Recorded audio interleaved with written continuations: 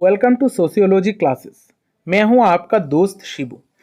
आज हमारा डिस्कशन का टॉपिक है agrarian class structure in India, यानी कि भारत में एग्रेरियन क्लास स्ट्रक्चर किस तरीके से है, इसके बारे में आज हम जानने वाले हैं।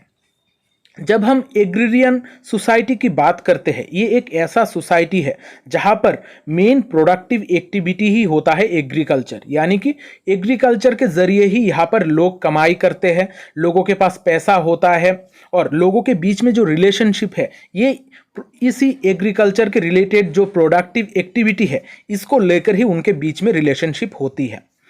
अब इंडिया में बहुत सारे स्कॉलर्स है, बहुत सारे सोशल साइंटिस्ट्स हैं जिन्होंने अलग अलग तरीके से एग्रेरियन क्लास स्ट्रक्चर को डिवाइड किया था, यानी कि अलग अलग क्लासिफिकेशंस हम देखते हैं। इसी क्लासिफिकेशन के बारे में आज के क्लास में हम डिस्कस करने वाले हैं। अलग अलग जो इम्पोर्टेंट थिंकर्स है उन्होंने किस तरीके से क्लासिफाई किया है इंडिया के एग्रेरियन क्लास स्ट्रक्चर को, ये आज हम डिस्कस करने वाले हैं। हम देखने वाले हैं डेनियल थॉर्नर का क्लासिफिकेशन जो सबसे ज़्यादा इम्पॉर्टेंट है।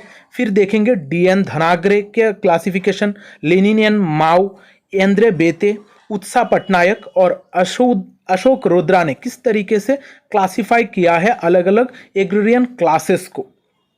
आज का ये जो क्लास है ये आप लोगों के लिए बहुत ज़्यादा हेल्पफुल होने वाली है। आप कोई भी एग्ज़ाम दे रहे हो, आप अगर सोशियोलॉजी को पढ़ रहे हो तो आपको ये क्लासेस के बारे में जानना ही है, क्योंकि हम जब इंडिया के बारे में पढ़ते हैं तो पहले हम रूरल सोसाइटी यानी कि जो एग्रेरियन स्ट्रक्चर है इसको बेहतर तरीके से पहले जान लेते हैं, तभी हम इंडिया का जो सिनारियो है, क्या बदलाव आ रहे हैं, उसको हम अच्छी तरीके से जानेंगे। अगर आप मेरे क्लासेस में नए हैं तो चैनल को सब्सक्राइब कर लेना और वीडियो को लाइक और शेयर ज़रूर करना, क्योंकि शेयरिंग इज़ केयरिंग। इस चैनल पे आपको सोशियोलॉजी रिलेटेड बहुत सारे वीडियोस मिलेंगे, साथ साथ यहाँ पर बहुत सारे प्लेलिस्ट है। आप अपनी पसंद के हिसाब से प्लेलिस्ट चूज़ करके स्टडी कर सकते हो, आपको चीज़ें ढूंढने में आसानी होगी। तो चलिए आज का ये जो सेशन है ये हम शुरू करते हैं। हम पहले देखते हैं डेनियल थॉर्नर का एग्रेरियन क्लास स्ट्रक्चर। डेनियल थॉर्नर का जो स्ट्रेटिफिकेशन है, क्लासिफिकेशन है एग्रेरियन क्लास को लेकर, ये बहुत ही इंपॉर्टेंट है और एग्जाम में बहुत बार पूछा जा चुका है। डेनियल थॉर्नर ने 1956 में एक बुक लिखी थी। उस बुक का नाम है the agrarian prospects of India. यहाँ पर उन्होंने 3 एग्रेरियन क्लासेस के बारे में बात की थी। साथ ही साथ उन्होंने कहा था कि इंडिया के जो एग्रेरियन पॉपुलेशन है इसको हम 3 क्लासेस में डिवाइड कर सकते हैं, और ये जो 3 क्लासेस हम डिवाइड करेंगे वो 3 क्राइटेरिया के बेसिस पर करेंगे। ये 3 क्राइटेरिया है। पहला जो क्राइटेरिया है वो है type of income earn from land, यानी कि किस तरीके का इनकम हमें ज़मीन से मिल रही है, इसके हिसाब से एक क्राइटेरिया हम डिसाइड करेंगे।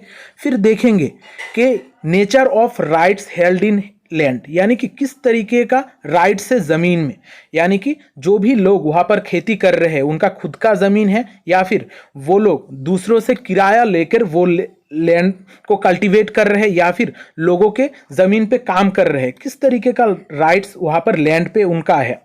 फिर हम देखेंगे कि एक्चुअली किस तरीके का फील्ड वर्क किया जाता है वहाँ पर, यानी कि वो लोग खेती कर रहे हैं या फिर सिर्फ देखभाल कर रहे हैं, किस तरीके का वहाँ पर एक्टिविटी वो लोग परफॉर्म कर रहे हैं। इन 3 क्राइटेरिया के बेसिस पे डेनियल थॉर्नर ने 3 क्लासेस में एग्रेरियन स्ट्रक्चर को, इंडिया का जो एग्रेरियन स्ट्रक्चर है इसको डिवाइड किया था।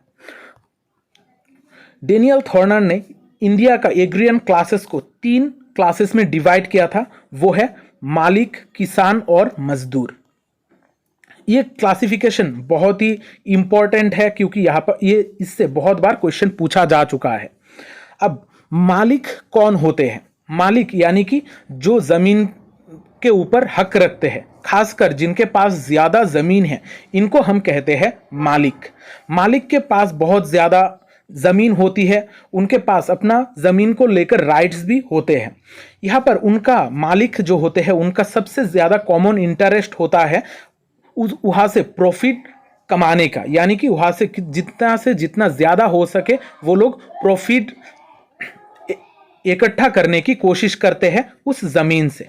यहाँ पर वो लोग मालिक जो होते हैं वो रेंट में भी दे सकते हैं अपनी ज़मीन और वहाँ से ज़्यादा रेंट कलेक्ट करने की कोशिश करते हैं। और साथ ही साथ जो लोग उनके यहाँ पर काम करते हैं यानी कि जो वेज लेबर्स हैं उनको कम पेमेंट करके भी ज़्यादा पैसा कमाना चाहते हैं। यहाँ पर अगर हम सिंपली कहें, डेनियल थॉर्नर ने मालिक्स को थोड़ा एक्सप्लॉयटेटिव तरीके से देखा है। मालिक्स को डेनियल थॉर्नर ने दो हिस्सों में बांटा था। एक है बिग लैंडलॉर्ड्स, जिनको एब्सेंटी ओनर्स भी कहा जाता है, यानी कि यहाँ पर जो मालिक्स है वो लोग खुद खेती बाड़ी नहीं करते हैं, उनका मेन मोटिव होता है सिर्फ प्रॉफिट कमाना। और दूसरी तरफ है रिच लैंडलॉर्ड्स। यहाँ पर जो रिच लैंडलॉर्ड्स है वो लोग ज़मीन में अपनी खेती बाड़ी करते हैं और ज़मीन में क्या फसल उगेगी इसमें भी वो खुद से इंटरेस्ट रखते हैं। लेकिन जो बिग लैंडलॉर्ड्स है उनको वो अपने लैंड में इतना ज़्यादा इंटरेस्टेड नहीं होते हैं, वो सिर्फ प्रॉफिट के ऊपर ज़्यादा इंटरेस्टेड होते हैं। फिर डेनियल थॉर्नर का जो सेकंड क्लास है वो है किसान। किसान नाम से ही हमें पता चलता है जो लोग ज़मीन पे जाकर काम करते हैं उनको हम किसान कहते हैं। यहाँ पर जो किसान होते हैं उनके पास स्मॉल प्लॉट होता है, बहुत कम ज़मीन होती है और बहुत बार देखा गया है कि उनके पास ज़मीन भी नहीं होती है, वो दूसरों के यहाँ पर जाकर काम करके गुजारा करते हैं। ये किसान जो है वो अपनी फैमिली को सपोर्ट करने के लिए इनफ पैसा कमाते हैं। यहाँ पर डेनियल थॉर्नर ने दो तरीके का किसान की बात की है, स्मॉल लैंड ओनर्स और substantial tenants. Small land owners यानी कि जिनके पास बहुत ही कम ज़मीन है लेकिन सफिशिएंट ज़मीन है अपनी फैमिली को सपोर्ट करने के लिए। और दूसरा जो किसान का डिवीज़न है वो है सब्सटेंशियल टेनेंट्स। टेनेंट्स यानी कि जो लोग किराए में लेकर ज़मीन में खेती बाड़ी करते हैं। अब सब्सटेंशियल टेनेंट्स वो सारे लोग हैं जिनके पास अपनी ज़मीन नहीं है लेकिन वो लोग दूसरों के ज़मीन को रेंट पे लेकर कल्टीवेट करते हैं और अपनी फैमिली को इनफ सपोर्ट कर पाते हैं, उनको कहा जाता है सब्सटेंशियल टेनेंट। अब डेनियल थॉर्नर का जो तीसरा क्लासिफिकेशन है वो है मजदूर। मजदूर यानी कि जिनके पास कोई लैंड नहीं है यानी कि कोई भी ज़मीन नहीं है, वो दूसरों के ज़मीन पर काम करके अपना गुजारा करते हैं। यहाँ पर वो लोग वेज लेबर्स भी हो सकता है या फिर शेयर क्रॉपर्स। शेयर क्रॉपर्स यानी कि लोगों के साथ मिलकर कोई एक ज़मीन का खेती करना, इस तरीके से शेयर करके वो लोग क्रॉपिंग करते हैं। ये भी एक मजदूर का कैटेगरी है, यानी कि मजदूर थोड़े पॉवर्टी में धंसे हुए होते हैं, वो लोग प्रॉब्लम में ज़्यादा होते हैं सोसाइटी में। अब देखते हैं डीएन धनाग्रे का एग्रेरियन क्लासेस। डीएन धनाग्रे ने 5 एग्रेरियन क्लासेस के बारे में बात की थी। उन्होंने एग्रेरियन सोसाइटी को, इंडिया का जो एग्रेरियन सोसाइटी है, इसको 5 हिस्सों में बांटा था। वो है landlords, rich peasants, rich tenants, middle peasants और पुअर पीजेंट। लैंडलॉर्ड्स जिनके पास ज़्यादा ज़मीन है उनको कहा जाता है लैंडलॉर्ड्स। फिर आते हैं रिच पीजेंट्स। यहाँ पर रिच पीजेंट्स वो सारे किसान हैं जिनके पास सफिशिएंट लैंड है, जो कल्टीवेट करके अपना फैमिली को सपोर्ट कर पाते हैं। फिर है रिच टेनेंट्स। यहाँ पर रिच टेनेंट्स के पास खुद की ज़मीन इतनी ज़्यादा नहीं होती है लेकिन वो लोग बाकी लोगों से, जो लैंडलॉर्ड्स है, उनसे ज़मीन लेकर, रेंट पे लेकर खेतीबाड़ी करके अपनी गुजारा करते हैं। फिर आता है मिडिल पीजेंट्स। मिडिल पीजेंट्स वो लोग हैं जिनके पास थोड़ा बहुत ज़मीन होती है लेकिन यहाँ पर वो जो ज़मीन है उनको वो लोग खेती करते हैं और बहुत बार ऐसा भी होता है कि वो उनके लिए इनाफ नहीं होता है, तो वो बाकी जो औरों की ज़मीन है उसको रेंट पे लेकर भी खेतीबाड़ी करते हैं। इनको हम कहते हैं मिडिल पीजेंट्स। फिर आखिरी जो क्लासिफिकेशन है वो है पुअर पीजेंट, यानी कि गरीब किसान। यहाँ पर गरीब किसान बहुत सारे अलग अलग तरीके का हो सकते हैं। यहाँ पर कुछ ऐसे लैंड ओनर्स भी हो सकते हैं जो इनसफिशिएंट अपनी लैंड से कमाते हैं, जो अपनी फैमिली को सपोर्ट नहीं कर पाते हैं। इस वजह से वो लोग फोर्स्ड होते हैं अपनी लैंड को रेंट में दे देने के लिए। फिर दूसरे हैं वो टेनेंट्स जिनके पास बहुत ही छोटी ज़मीन है। फिर आते हैं शेयर क्रॉपर्स और आखिर में आते हैं लैंडलेस लेबरर्स। ये सारे पुअर पीजेंट के पार्ट्स है। अब यहाँ पर आप लोग सोच रहे होंगे कि हमने थोड़ी देर पहले भी इसी तरीके का क्लासिफिकेशन की बात की है और अभी भी सेम कैटेगरी की ही बात कर रहे हैं, लेकिन यहाँ पर आप लोग एक चीज ध्यान रखना, हम जो भी क्लासिफिकेशन पढ़ने वाले हैं वो सारे लगभग सेम ही होंगे, लेकिन यहाँ पर किसने किस हिस्सों में बांटा है, कौन से स्कॉलर ने किस तरीके का नाम से उसको पुकारा है, ये आप लोगों को याद रखना होगा। जैसे हमने डेनियल थॉर्नर के केस में देखा था मालिक, किसान और मजदूर, लेकिन डीएन धनागरे के केस में इस तरीके का कोई क्लासिफिकेशन नहीं है। इस वजह से ये जो नेम्स है ये बहुत इंपॉर्टेंट है और इसको आप लोग जरूर नोट डाउन कर लेना, और एग्जाम में यहां से ही क्वेश्चन पूछे जाते हैं। इसको आप लोग जरा भी लाइटली मत लेना, क्योंकि चीजें बहुत सिंपल है, लेकिन फिर भी एग्जाम में हम गलती कर आते हैं क्योंकि हम इसको केयरफुली स्टडी नहीं करते हैं। अब देखते हैं लेनिन एंड माओ के क्लासिफिकेशन के बारे में। लेनिन एंड माओ ने रशिया और चाइना में अपनी स्टडीज की थी, और ये जो लेनिन एंड माओ का एग्रेरियन क्लासेस का क्लासिफिकेशन है ये हर जगह पर बहुत इन्फ्लुएंशियल है, बहुत पॉपुलर है। इंडिया में भी हम लेनिन एंड माओ का क्लासिफिकेशन बहुत ज़्यादा पॉपुलर होते हुए देखते हैं और बहुत सारे लोग इस क्लास स्ट्रक्चर को फॉलो करते हैं। लेनिन एंड माओ का 5 एग्रेरियन क्लासेस है: big landlords, big farmers, medium farmers, small farmers और लैंडलेस लेबरर्स। यहाँ पर मैंने ये जो क्लासिफिकेशन है ये नितिन संगवान के बुक से ली है, लेकिन अगर आप इग्नू के बुक में देखोगे तो वहाँ पर फार्मर्स के जगह पर पीजेंट्स लिखे हुए होंगे। इस वजह से कंफ्यूज मत होना, फार्मर्स लिखे हुए हो या फिर पीजेंट्स लिखे हुए, दोनों ही सही है। अब देखते हैं एंद्रे बेते का एग्रेरियन स्ट्रक्चर। यहाँ पर एंद्रे बेते जो प्रोनाउंसिएशन है ये एंद्रे बेते होता है, एंद्रे बेतेले नहीं होता है। इसको आप लोग थोड़ा ध्यान से पढ़ना। एंद्रे बेते ने एग्रेरियन स्ट्रक्चर के क्लासिफिकेशन के बारे में बात की थी। उन्होंने अपने book agrarian structure in India में अलग अलग एग्रेरियन क्लासेस के बारे में बात की थी। उन्होंने कहा था कि हम सिर्फ स्ट्रक्चर के बेसिस पे ही एग्रेरियन स्ट्रक्चर को नहीं समझेंगे, हमें उसका कल्चरल पॉइंट ऑफ व्यू भी देखना चाहिए, यानी कि किस तरीके का कल्चरल सिनेरियो है, कल्चरल स्ट्रक्चर है एग्रेरियन सोसाइटीज में, इसको भी हमें नज़र में रखना होगा।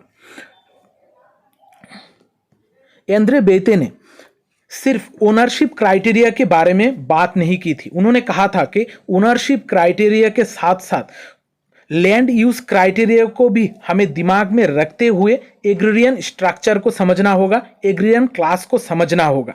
उन्होंने रूरल स्ट्रेटिफिकेशन के पैटर्न के बारे में बात की थी। रूरल स्ट्रेटिफिकेशन के पैटर्न को उन्होंने 2 टर्म्स से समझाने की कोशिश की थी। एक है लैंड कंट्रोल, दूसरा है लैंड मैनेजमेंट, यानी कि कौन लैंड को कंट्रोल कर रहा है वो हमें देखना होता है, और साथ ही साथ यहाँ पर लैंड को किस तरीके से, यानी कि जो ज़मीन है इसको किस तरीके से मैनेज किया जाता है, इसको भी हमें दिमाग में रखना होता है रूरल स्ट्रेटिफिकेशन को समझने के लिए। एंद्रे बेते ने प्रोडक्शन एक्टिविटीज किस तरीके से होता है, हम किस तरीके से प्रोड्यूस करते हैं, इसका मेनली 3 पैटर्न के बारे में बात की थी कि इंडिया का जो एग्रेरियन क्लासेस है यहाँ पर हम 3 तरीके का प्रोडक्टिव एक्टिविटीज देखते हैं या फिर प्रोडक्टिव ऑर्गेनाइजेशन देखते हैं। वो है फैमिली लेबर, हायर्ड लेबर और टेनेंसी।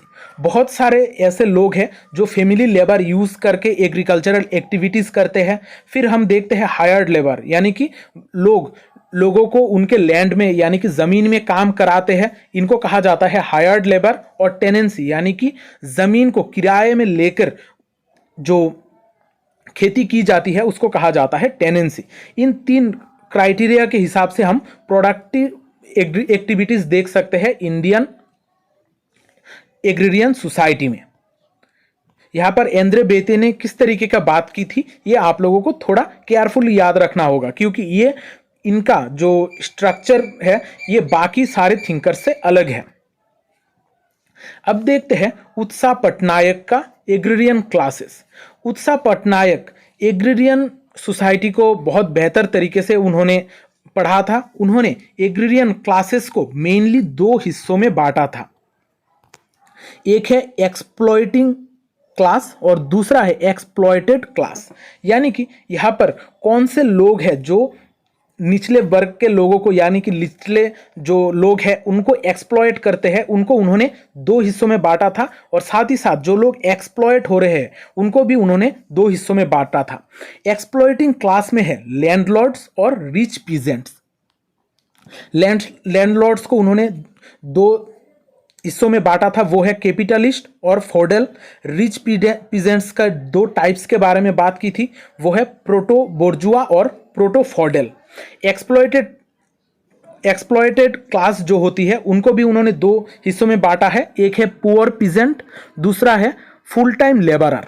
पुअर पीजेंट में भी दो हिस्से हैं, एग्रीकल्चरल लेबरर और पीटी टेनेंट। ये जो क्लासिफिकेशन है इसको आप लोगों को थोड़ा अच्छी तरीके से याद रखना होगा, क्योंकि उत्साह पटनायक का जो ये क्लासिफिकेशन है एक्सप्लॉइटिंग और एक्सप्लॉइटेड क्लास का, इसमें से भी क्वेश्चन आते हैं।